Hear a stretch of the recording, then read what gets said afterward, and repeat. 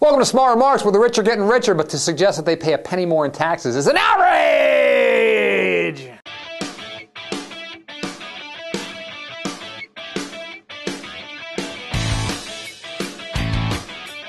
So Republicans, trying something new this week, decided to be all outraged that President Obama is engaging in class warfare by suggesting that the wealthy should pay a little more in taxes to help dig us out of our national fiscal hole. Obama this week unveiled a new $1.5 trillion deficit reduction plan.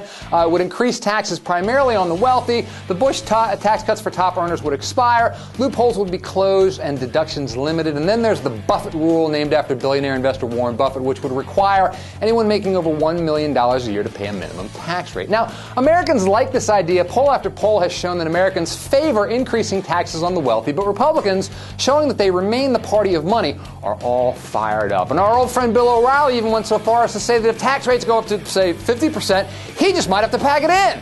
If Barack Obama begins taxing me more than 50%, which is very possible, I don't know how much longer I'm going to do this.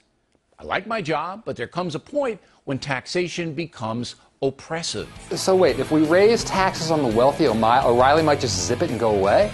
I'm sorry, this is supposed to be an argument against Obama's plan?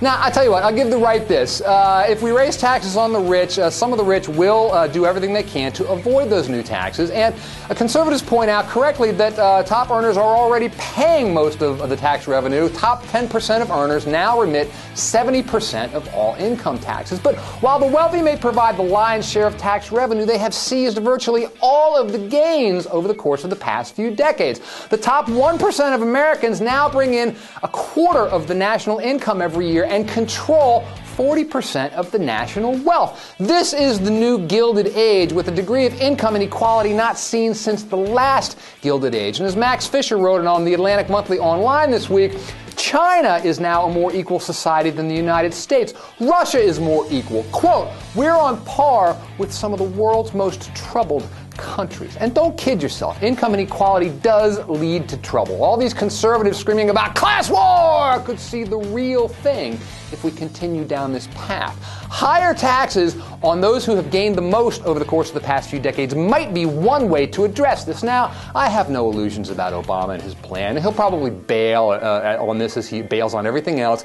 But this might spark a much-needed national discussion over just what fair share means. And we're not talking just in terms of taxes. I'm talking in terms of income. I'm talking in terms of who has the money and how they've gamed the system in order to retain it. There is something fundamentally broken in this country, and it ain't that we want to punish the high achievers. It's that for a generation, national policy has favored those high achievers, and they've made out fabulously. The rest of us have had to run to stand still.